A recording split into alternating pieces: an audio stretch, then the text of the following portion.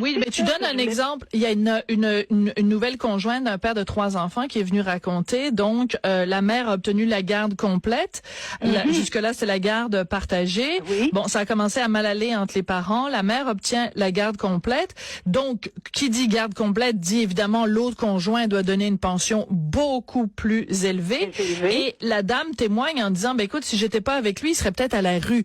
Donc, c'est quand même une réalité. C'est pas une perception, là. Il y a des gens réellement qui se trouvent au bord de la faillite à cause d'une pension alimentaire qui est disproportionnée par rapport à leurs revenus alors.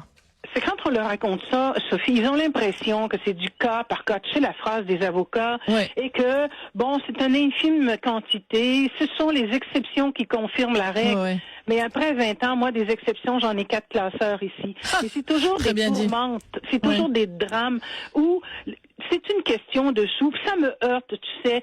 J'ai des enfants, je suis mamie. Quand on dit c'est pour le bien-être des enfants, ben moi, mamie, là, vous dit aujourd'hui, ben le bien-être des enfants, là, le bien-être des tout petits, Sophie, ben il commence par papa, puis il commence par maman aussi. Alors, puis souvent, c'est la nouvelle conjointe, parce que ça a été comme ça que j'ai fondé l'association.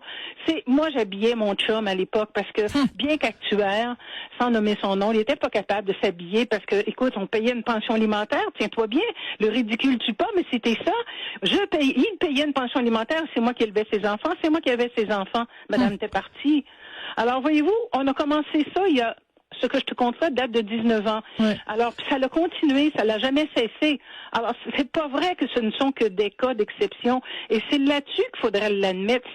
Si Madame la Justice, Madame Lebel, Sophie, ne l'admet pas, que ça tourne pas rond, comment veux-tu qu'on les amène, ces gens-là, à modifier la loi, à modifier la façon de faire la nomination des juges que j'ai appris de la bouche d'un avocat? Souvent, les pauvres juges, puis les gens vont vouloir m'assassiner que je dise ça, mais mon Dieu, ils connaissent pas le droit familial parce que ce ne sont pas des avocats qui arrivent du droit familial, ils arrivent du droit syndical, ils arrivent du droit des affaires. Alors, ils tombent dans le droit familial. Comme disait l'avocat Lise, ils sont complètement perdus. Mais non, c'est sûr. C'est toutes des choses qu'elle devrait prendre connaissance quand on en parle. Et je te jure qu'on n'a pas été là pour se lamenter. On a été là pour dire qu'on a encore foi que eux, justement, amènent des modifications intelligentes au système du droit familial en particulier.